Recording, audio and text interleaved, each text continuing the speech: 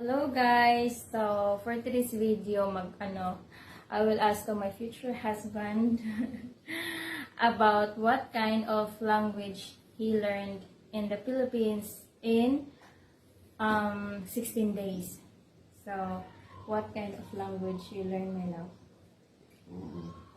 Mahal. Mahal?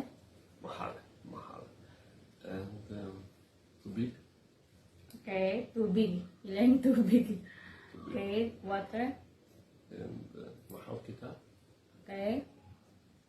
Sanaw. Hmm? Sanaw. Okay.